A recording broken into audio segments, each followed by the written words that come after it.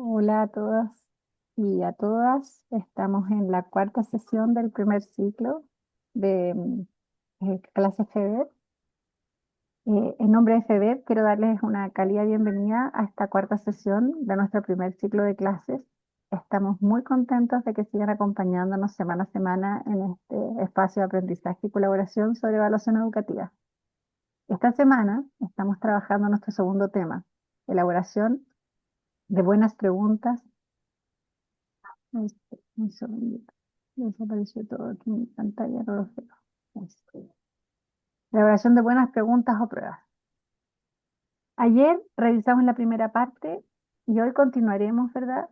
Con ella nos acompaña nuevamente la profesora Gabriela Rodríguez, quien está a cargo, ¿no es cierto?, de esta clase, y así como ayer y las dos primeras, ¿verdad? Le agradecemos enormemente su claridad, la experiencia y la generosidad para guiarnos en este proceso. Agradecemos la presencia de todos ustedes por el interés y por ser parte de esta comunidad FEDER que busca fortalecer la evaluación desde una mirada formativa justa y significativa. Con eso les doy la más cordial bienvenida a esta nuestra cuarta sesión. Comencemos. Muchas gracias por la presentación. Un poco para contextualizar, vamos a recordar algunos de los puntos que vimos ayer para continuar en este proceso de elaboración de buenas preguntas para instrumentos tipo prueba. Dentro de los temas que vimos ayer, vimos por qué es importante entender el propósito de las evaluaciones, de manera que inclusive evaluaciones que tengan una formulación tradicional nunca pierdan ese sentido pedagógico. También vimos todo lo que tiene que ver con la planificación de una buena prueba. Vimos el concepto de tablas de especificaciones, el foco en los destinatarios, cuál es el propósito de mi evaluación. Y como tercer elemento, conocimos las partes de un ítem. Nos vamos a centrar en esta ocasión y en este taller en las preguntas cerradas de opción múltiple y hasta este punto llegamos en conocer los elementos. Por lo tanto, hoy día vamos a conocer algunos ejemplos y contraejemplos, vamos a discutir algunos aprendizajes al respecto, cómo evitar errores y cómo los instrumentos tipo prueba con buenas preguntas también pueden ayudarnos a retroalimentar el proceso de aprendizaje de nuestros estudiantes, dado que siempre ese va a ser el foco, contribuir al aprendizaje de los estudiantes. Para comenzar, tomé este ejemplo del libro de Foster Cepeda Núñez, El poder de la evaluación, adaptado para ejemplificar las partes de un ítem. La sesión pasada vimos cómo se llamaban, pero no alcanzamos a ver un ítem en sí. Este ejemplo es bastante simple, es bastante directo, pero es ejemplificador. Vamos a llamar contexto estímulo a aquello que antecede a la pregunta y que nos va a permitir llevar a cabo la tarea. En este caso, si yo quiero preguntar por el tipo de representación de la Tierra, tengo que mostrar algo que apele a esa pregunta y en este caso es la imagen misma. A eso le vamos a llamar contexto estímulo. Podría ser, si fuese otra pregunta, podría ser un gráfico, un texto. Por ejemplo, en comprensión lectora los estímulos son textos. Luego viene el enunciado, que es la pregunta misma. Dentro de lo que conversamos ayer, el enunciado tiene mucho que ver con el indicador de logro. Por ejemplo, podríamos aventurarnos a pensar de que quizás el indicador de logro asociado a esta pregunta tiene que ver con la identificación de representaciones de la Tierra. Entonces, esta pregunta va de la mano de la habilidad cognitiva y el contenido que nos declara el indicador de logro. Y finalmente tenemos las opciones de respuesta.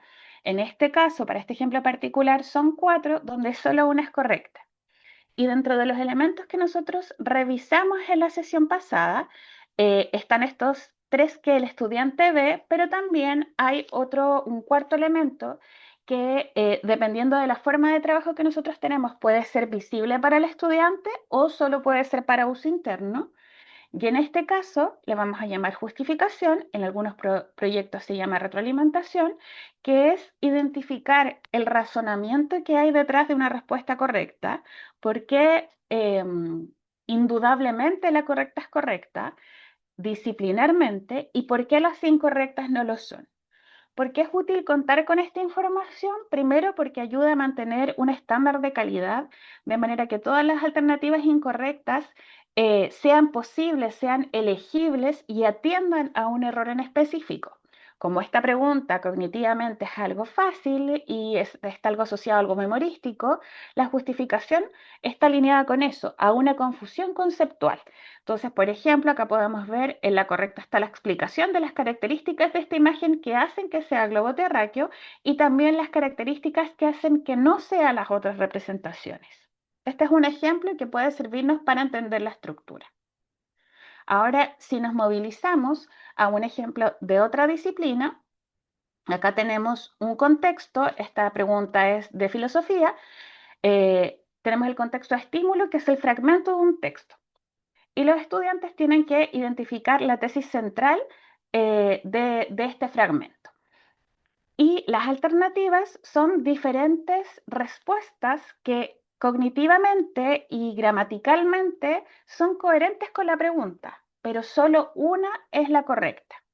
¿Y por qué quiero mostrar este ejemplo? Porque en este caso, si se fijan, al ser más compleja, eh, yo puedo identificar errores específicos que pueden ser de procedimiento, que pueden ser conceptuales, pero voy asociando un error a cada alternativa incorrecta. ¿Cuál es la gracia de trabajar de esta manera? Que yo puedo, por ejemplo, hacer un mini quiz al final de una clase y puedo identificar si hay un patrón de respuesta a mis estudiantes y puedo después trabajar de manera diferenciada el error que cada uno de estos estudiantes cometa. Entonces, es una manera muy ágil de revisar cuando uno quiere tomar decisiones rápido. Pero para que pueda ser útil pedagógicamente, tiene que estar todo esto detrás construido. Si yo no contara con la justificación, no llega a ser útil pedagógicamente porque lo único que voy a obtener es la respuesta correcta que el estudiante eligió. En cambio, si yo justifico cada uno de estos distractores, yo voy a poder recoger cuáles son los errores consistentes, son errores sistemáticos, si solo es un error que comete una vez, puedo sacar mejores conclusiones. Entonces, la invitación es siempre robustecer nuestras preguntas. Esto es más o menos un ejemplo de cómo se trabaja en el ámbito, por ejemplo, en la educación online. Para educación superior se está trabajando de esta manera cada vez más. Y también en las evaluaciones a gran escala, también en la construcción se trabaja de esta manera. ¿Por qué? Porque en la medida en que yo tengo esta justificación, puedo ir analizando la evidencia de manera con base mucho más empírica y planificada. Y dentro de las cosas que ayer conversamos, hablamos del contexto, que era esta primera parte que antecede al enunciado. Y conversamos de que no siempre era necesario. Entonces, por eso es importante entender que el contexto solo se incluye si va a aportar a lo que yo estoy respondiendo. Ayer vimos que a veces las preguntas pueden ser muy directas. Imaginando que yo quiero preguntar algo de recordación, ahí voy a prescindir de este contexto. No, no es un adorno, no es algo que uno agregue para hacer más armónica, visible la pregunta. No, el contexto solo tiene información que va a ser utilizada para responder. Acá quería hacer como un doble clic en el tema de las imágenes. ¿Por qué? Porque en muchas ocasiones en el sistema escolar se utiliza la fotocopia. Entonces, yo tengo que verificar que mi pregunta, si va a ser impresa en blanco y negro, no requiera de color para cuando se la estoy construyendo. Por ejemplo, si tengo una pregunta que dice, observa el mapa, ¿qué significa el color azul? Pero finalmente la voy a imprimir en blanco y negro, ahí hay un problema. Entonces, tenemos que verificar que el instrumento se entienda desde el punto de vista de diagramación cuando está impreso. Por eso los colores, eso es súper importante. Y también verificar, porque a lo mejor yo sé cómo va a quedar la imagen en blanco y negro, pero si yo fotocopio una fotocopia y la fotocopia, a veces va perdiendo calidad la imagen. Eso también lo tenemos que verificar para poder tomar mejores decisiones. También hay que evitar sesgos y estereotipos en los contextos.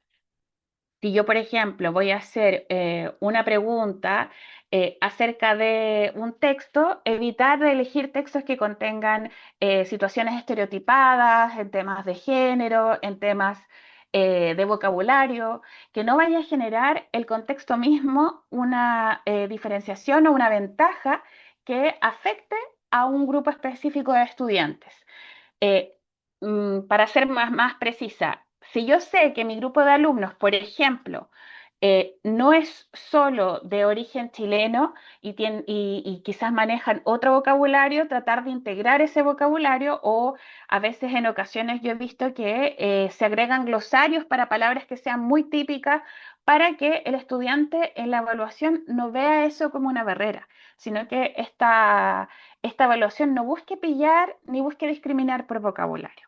Eso en términos técnicos, si lo quieren incorporar, se le llama validez semántica y tiene que ver con las palabras que yo ocupo en mis clases y que estamos entendiendo todos, son las mismas que yo me aseguré que comprendí los estudiantes y luego las evalúo. No ocupo semánticamente otro tipo de palabras.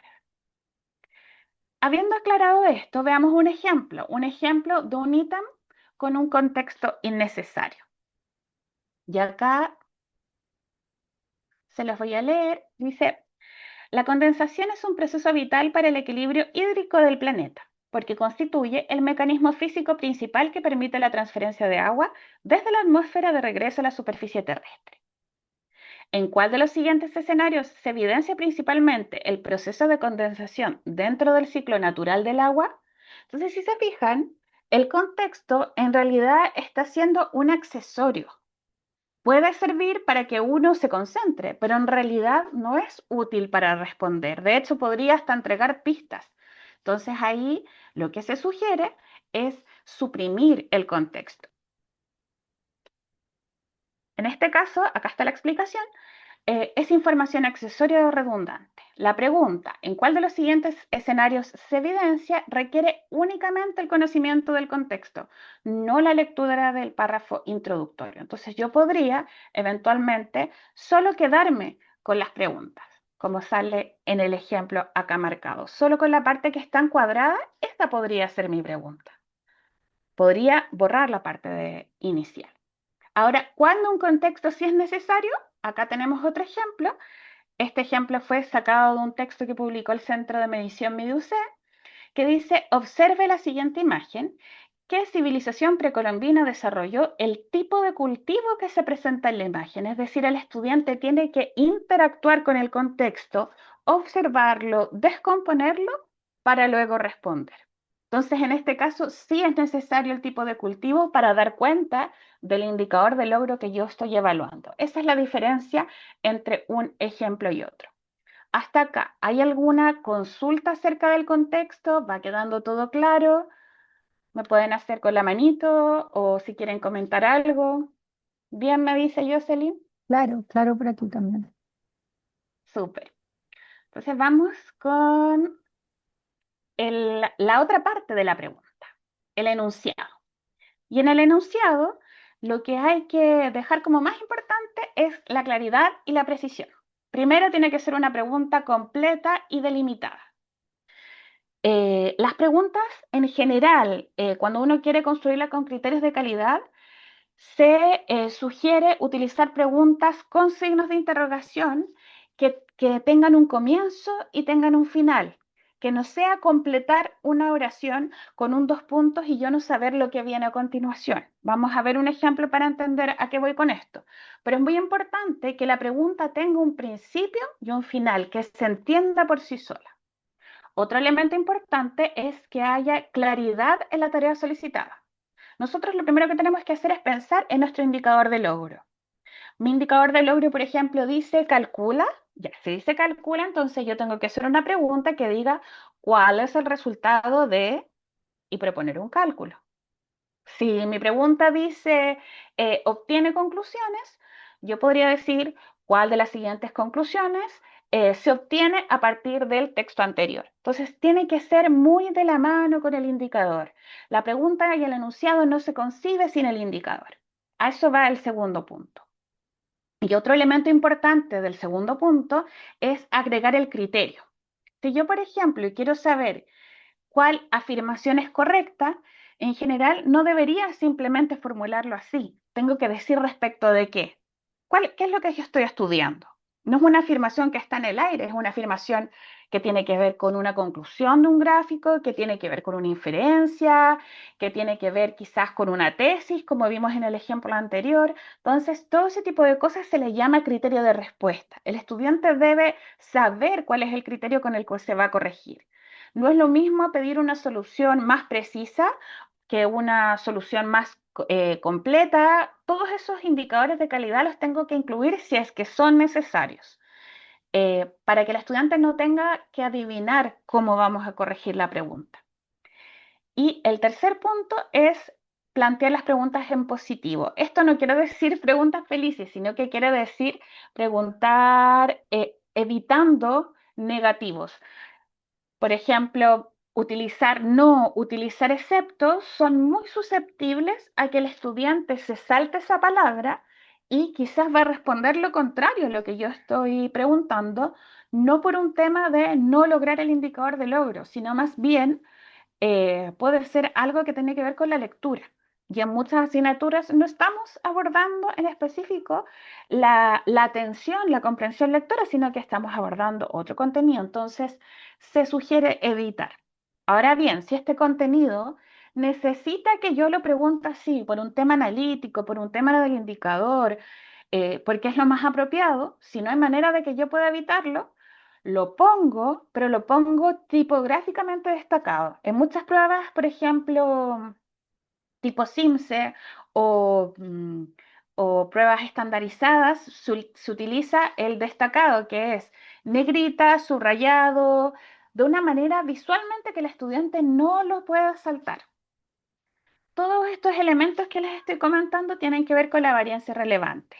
Tanto en el contexto en el enunciado, si hay elementos que hacen que la información que yo obtengo de la pregunta o de la prueba no sea verídica o no tenga que ver con lo que planificamos evaluar, hay varianza irrelevante. Eso ensucia de alguna manera, distorsiona los datos. Vamos a ver un ejemplo. Este es un ejemplo con un enunciado poco claro. Dice, lee el siguiente texto.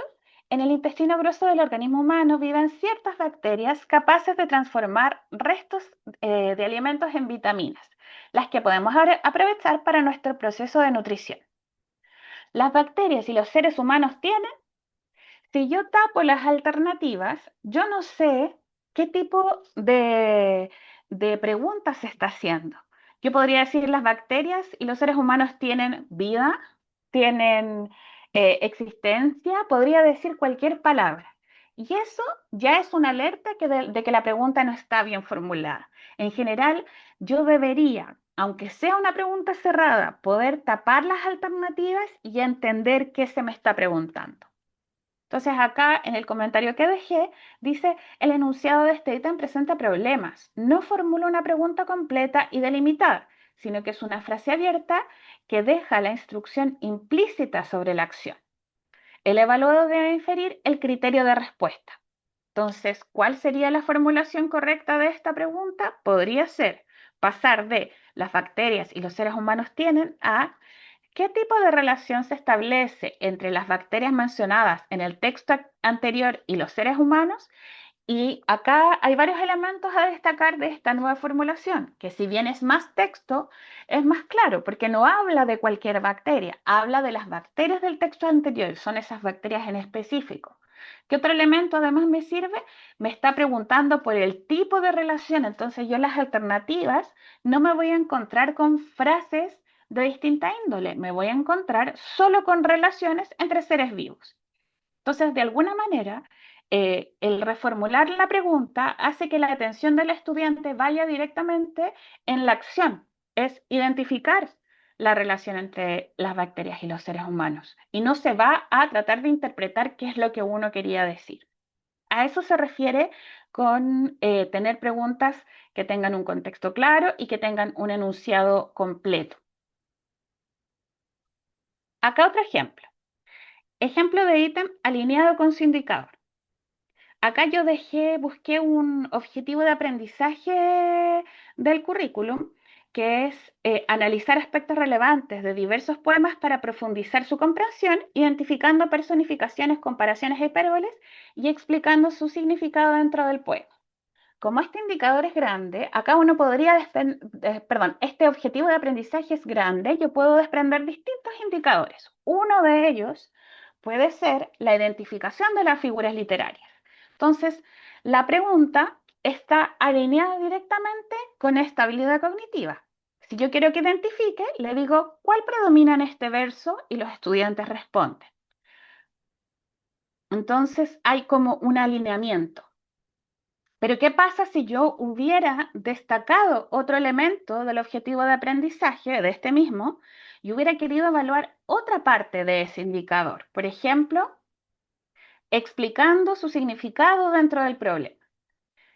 Si yo cambio el indicador y digo, explican, por ejemplo, el efecto de utilizar personificaciones, comparaciones e hipérboles, ya la pregunta no está alineada y se evidencia que hay un desequilibrio en la habilidad cognitiva. Si yo quiero preguntar por la explicación acerca de un efecto, entonces quizás mi pregunta tendría que ser otra, tendría que ser cuál es el principal efecto que logra el hablante lírico al decir que las hojas cantan y las peras bailan. Entonces hago un cambio. Eso es súper, súper importante entenderlo porque a veces cometemos el error de en los objetivos de aprendizaje buscar el contenido. Y el contenido directamente de este objetivo de aprendizaje es la figura literaria, personificación, comparación y hipérbole. Pero es muy distinto tener un indicador que hable de identificar a un indicador que hable de explicar. Y si mi meta de este aprendizaje es más bien analítica, yo podría en las primeras clases, claro, trabajar y hacer quizzes de identificación, pero tengo que llegar a un nivel cognitivo más alto en el que los estudiantes comprendan, analicen y vean el sentido que tiene los autores de un poema de poner tal figura porque tiene un significado que va mucho más allá de que suene bonito. Entonces, es muy importante que nosotros los objetivos de aprendizaje de nuestra disciplina los podamos profundizar, entender qué implica, por ejemplo, si yo fuese profesora de lenguaje, qué implica analizar un texto. Si yo soy profesora, que soy profesora de matemática, entender cuáles son los distintos tipos de habilidad. ¿Es lo mismo resolver un problema que resolver un ejercicio? ¿Hay distinta habilidad cognitiva? ¿Qué elementos requiero para que un ejercicio se transforme en un problema? ¿Qué habilidad cognitiva está involucrada? Entonces, más allá de la evaluación misma, lo que tenemos que hacer como profesores es entender los objetivos de aprendizaje, porque no saco nada, y esto es súper importante también entenderlo, con en la prueba ser muy coherente con respecto de las habilidades cognitivas, pero en mis clases no hacerlo.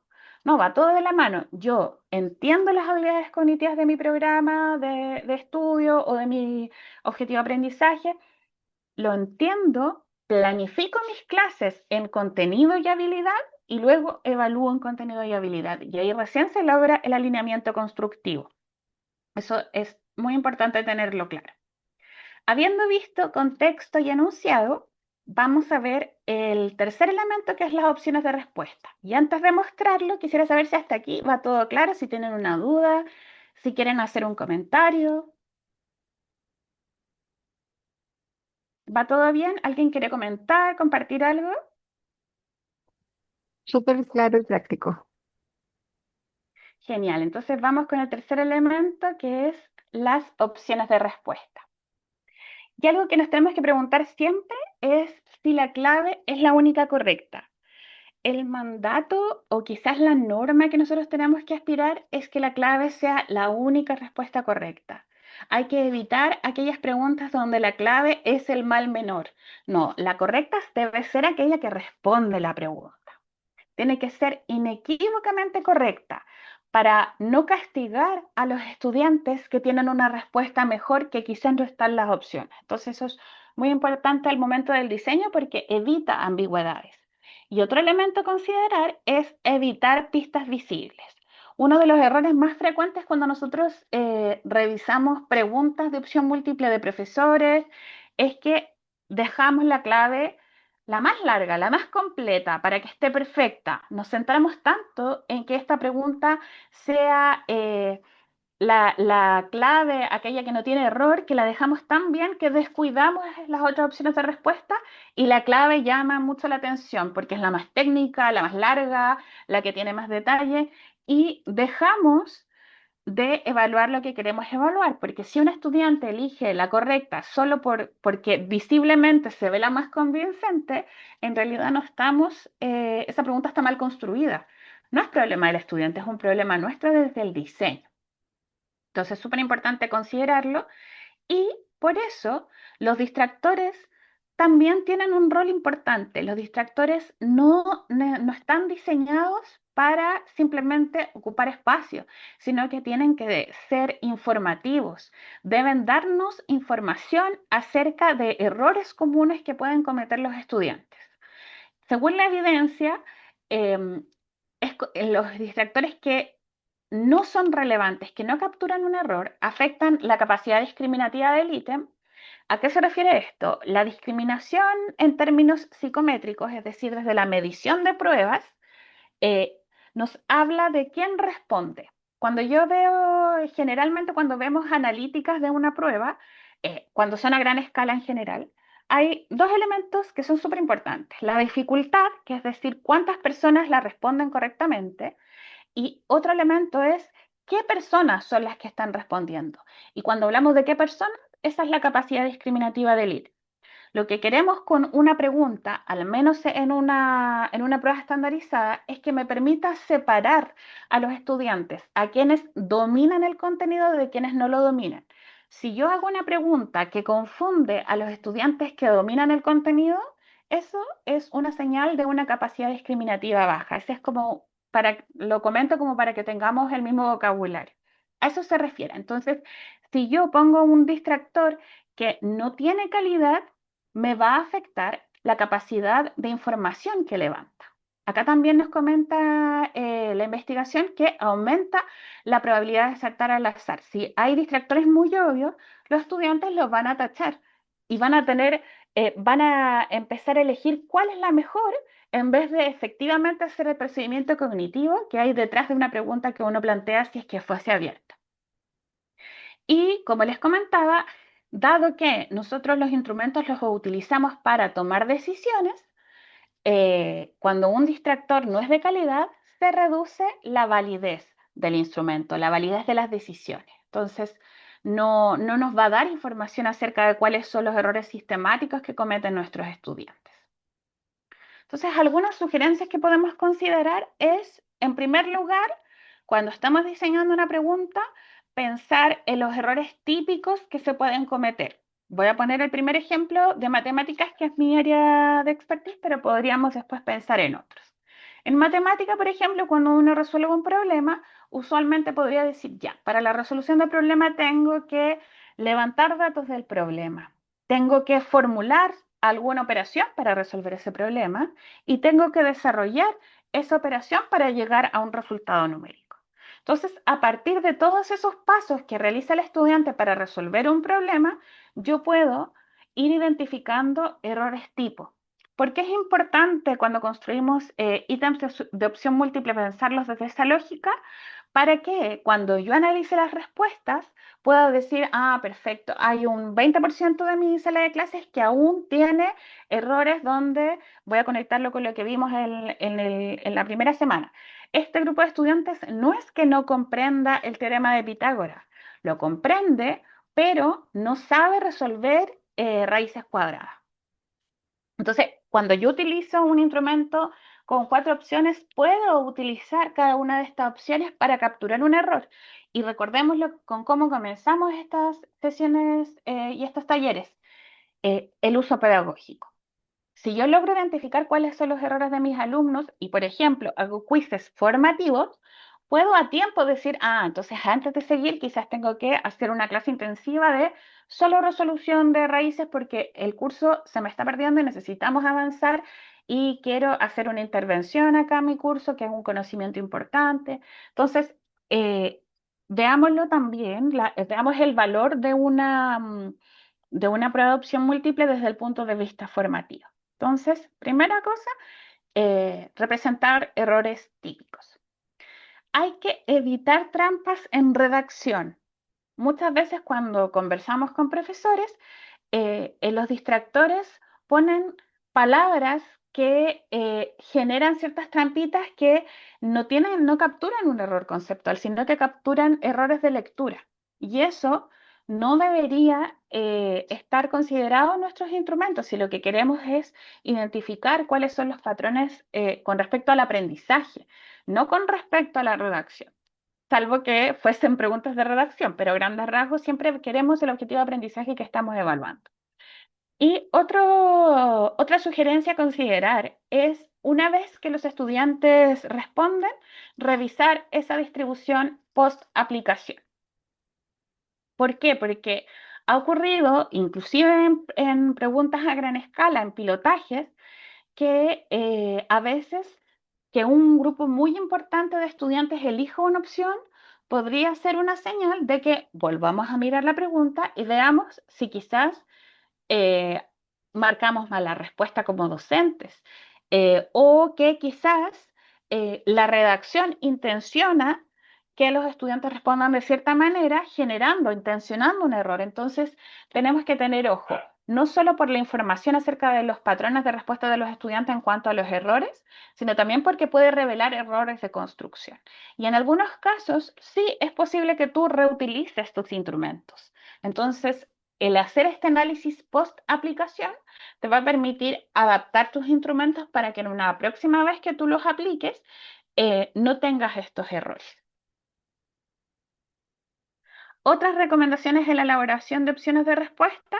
Bueno, en general, en trabajo de aula se sugiere trabajar entre 3 y 4 opciones, no más, porque ya la evidencia empírica nos dice que cuando empezamos a aumentar los distractores, aumentamos la complejidad, pero no necesariamente ese ítem tiene mejor calidad.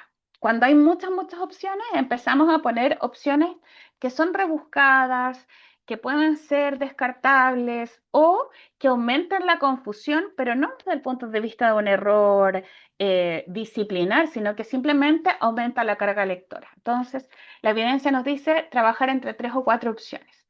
Lo que yo he visto en evaluaciones a gran escala, que muchas veces se utiliza hasta cierto nivel de enseñanza 3 alternativas correctas y desde cierto nivel 4 opciones en adelante. Por ejemplo, cuando recién los estudiantes ya tienen recién incorporaron las habilidades de lectoescritura por un tema de no cargar la pregunta, se opta por 3 y ya cuando el estudiante lee mucho más rápido, se aumenta a 4. Cuando van como en cuarto año básico por ahí, se empieza a aumentar a 4. Ahora, de todos modos, aunque existe esa tradición, hay estudios que señalan que la diferencia, si yo quisiera ver la calidad del ítem y en términos de medición, psicométricos, de discriminación, es decir, si distingue quiénes dominan el contenido, con 3 bastaría. Lo que pasa es que con 3 existe más posibilidad de acertar si yo descarto una de las opciones. Entonces, por eso, en general, la tradición nos lleva a 4 opciones. Por eso también en muchas pruebas estandarizadas que incluso van a clasificar estudiantes para ser admitidos en una beca o ser admitidos en la universidad, también están transitando de 5 a 4, porque es más o menos lo que nos ha indicado la literatura. ¿Qué otras recomendaciones podemos hacer para nuestros instrumentos? Evitar opciones como todas las anteriores o como ninguna de las anteriores. ¿Por qué las evitamos? Porque si un estudiante las elige, yo no voy a saber qué retroalimentación dar, porque no sé cuál es el error a la base. Si un estudiante está resolviendo una pregunta de cálculo y pone ninguna de las anteriores, yo no sé cuál es el error que está cometiendo. Entonces, dificulta la retroalimentación. Por eso no se recomienda. Y tampoco se recomienda en aula para uso pedagógico los ítems doble proceso. Vamos a ver 2 ejemplos que nos va a quedar mucho más claro. Por ejemplo, acá tenemos 2 preguntas. una que tiene se le llama doble proceso. Se le llama así a estas preguntas con números romanos porque los estudiantes hacen dos pasos. Uno en el que trabajan con las afirmaciones que hay arriba para verificar cuáles responden a la pregunta y luego doble porque tienen que ver qué combinación es la mejor. Entonces trabajan el doble. Pero si, por ejemplo, un estudiante elige la A o la B, es difícil retroalimentar porque puede ser que un estudiante inclusive no encontró una combinación más óptima. Entonces, yo no estoy identificando errores conceptuales, errores procedimentales con este tipo de formato.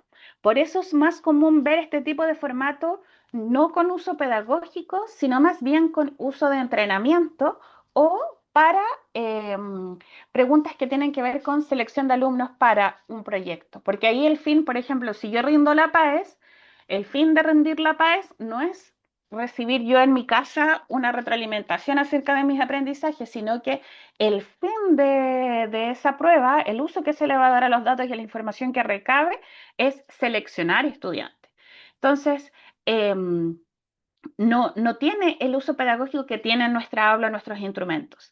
Si yo quiero que los estudiantes se preparen para una prueba estandarizada de esas características, ahí tendría sentido utilizar este tipo de ítem.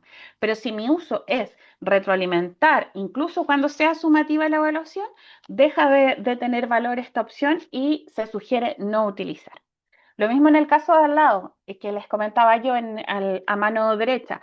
Si en una pregunta de cálculo yo pongo ninguna de las anteriores y un estudiante la responde de esta manera, yo desconozco qué pasos llevaron a que este estudiante no encontrara ninguna de las opciones. Entonces, por eso se desaconseja y por eso es importante también que nos apropiemos de los errores comunes de los estudiantes en cada una de nuestras disciplinas.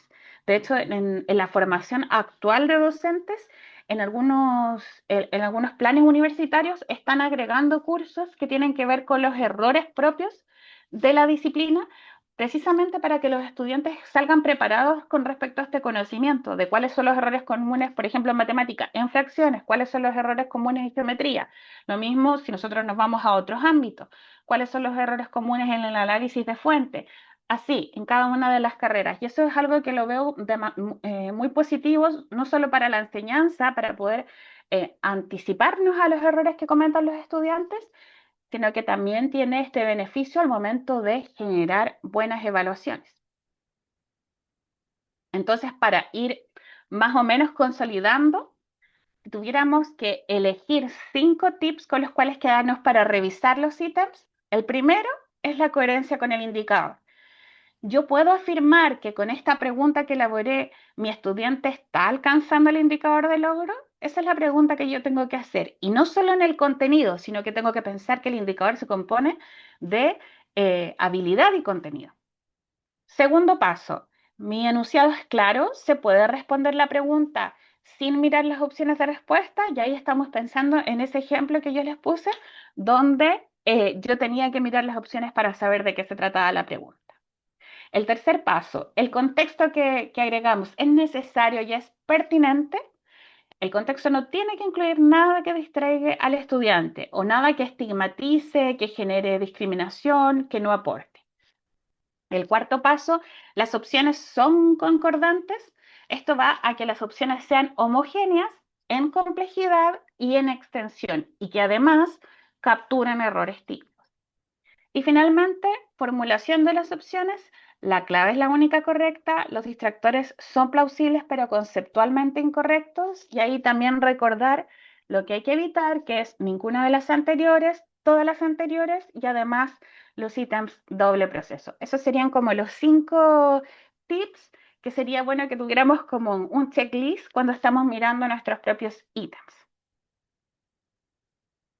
Habiendo dicho lo anterior, quisiera resumir en 3 puntos importantes lo que vimos ayer y hoy, que tiene que ver con lo importante que es que nuestra práctica evaluativa vaya de la mano con la práctica pedagógica. Y por eso, además de revisar los ítems que nosotros formulamos, tenemos que hacer una buena planificación. Acá la invitación es utilizar tablas de especificaciones, generar indicadores, analizar objetivos de aprendizaje. Y acá lo podemos conectar inclusive con el taller de la primera semana donde hacíamos un análisis de los objetivos de aprendizaje al comenzar a elaborar un instrumento. Eso es lo primero, planificar las evaluaciones, construirlas, por supuesto, con criterios de calidad y siempre estar abiertos a la mejora, porque si nosotros revisamos nuestros procesos evaluativos, podemos irlos mejorándolos cada vez y nutrirlos. Y siempre orientados hacia el aprendizaje de los estudiantes y a la mejora de las decisiones pedagógicas para que ellos logren efectivamente los aprendizajes declarados. Habiendo dicho esto, solo les quiero comentar que en la presentación que van a recibir al finalizar, no sé si este ciclo de talleres o en alguna fecha en específico, pero van a recibir el PPT, viene cada uno de los autores que se utilizaron para tanto sacar ejemplos como para sacar citas para que ustedes sepan que van a poder recurrir a esa información y mis datos, si alguien quiere contactarme para profundizar, si les gustaría que en algún momento generara algún documento extra complementario porque quedó alguna duda, me pueden contactar a través de LinkedIn o Instagram. Y aquí voy a cerrar la presentación para darles la palabra por si quieren comentar, compartir, con qué se quedaron de la presentación, qué elementos le parecieron más importantes. Em, Jocelyn, compar- Sí, Gaby, bueno, por mi parte, la sistematicidad que nos has dado el proceso de construcción de los ítems es un aprendizaje significativo para mí y los elementos con las opciones de respuesta. Yo creo que ahí hay que hilar finito y creo que es un buen recurso el que nos ha proporcionado tu taller. Así que muchas gracias. gracias a ti por asistir y por complementar algunos de los temas tanto ayer como hoy.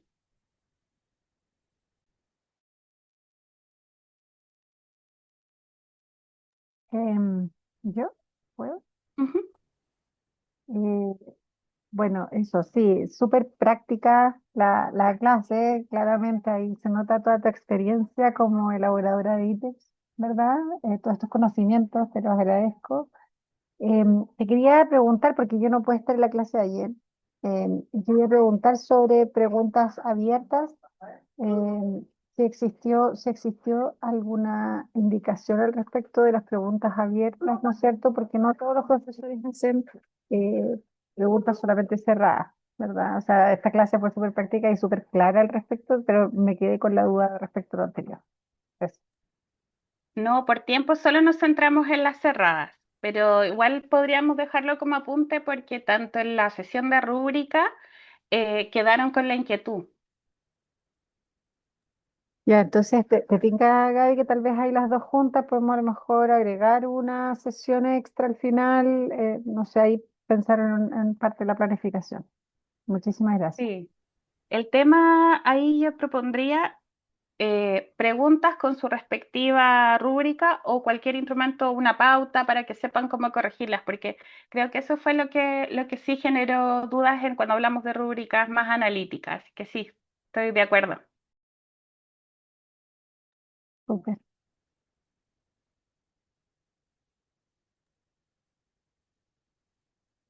No sé si Javi quiere agregar algo o si nos haces el cierre. Démosle unos segundos a la Javi, si es que, porque a lo mejor puede hablar, no puede hablar, a lo mejor escribe algo, no lo sé. Démosle un segundito.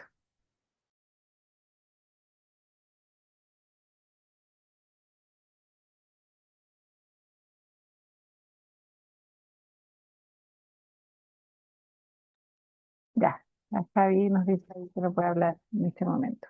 Eh, Se está conectando es muy tarde, desde donde se conecta Javier, entonces natural, debe estar en absoluto silencio. Entonces vamos a ir con las palabras de cierre, ¿te parece bien? Sí, ¿Sí? Perfecto, está sí. abriendo el chat. Eh, está- entonces estamos en el cierre de la cuarta sesión, la segunda de de la clase de elaboración de buenas preguntas, ¿verdad? para, continuar con nuestro primer ciclo de clases FB. Muchísimas gracias a todas y todos por acompañarnos en esta cuarta sesión del ciclo. Ha sido un espacio muy valioso para seguir profundizando en la elaboración de buenas preguntas o pruebas, un aspecto que es central para comprender realmente qué y cómo están aprendiendo nuestros estudiantes. Queremos agradecer especialmente a Gabriela Rodríguez por guiarnos nuevamente con tanta claridad, generosidad y profundidad pedagógica. Su trabajo, ¿verdad?, ha sido fundamental para ayudarnos a mirar las preguntas no solo como un instrumento, sino como una herramienta para activar, evidenciar y ampliar el pensamiento de nuestros estudiantes. Queremos agradecer también a cada una y cada uno de ustedes por su participación, por las preguntas y por seguir construyendo junto a FEB esta comunidad comprometida con una evaluación más formativa, justa y significativa. La próxima semana continuamos con un nuevo tema del ciclo. Será solo una clase el día miércoles que durará 1 hora y media. Así que quedan muy invitados e invitadas a seguir siendo parte de estas clases abiertas y gratuitas. Les pedimos que si pueden, ¿no es cierto?, siempre difundirlas, comentarlas, ¿verdad? Y compartirlas. Eso. Muchísimas gracias, un abrazo grande y nos vemos la próxima semana. Gracias por la invitación. Nos Nos vemos. vemos. Nos Nos vemos. vemos. Chao, chao.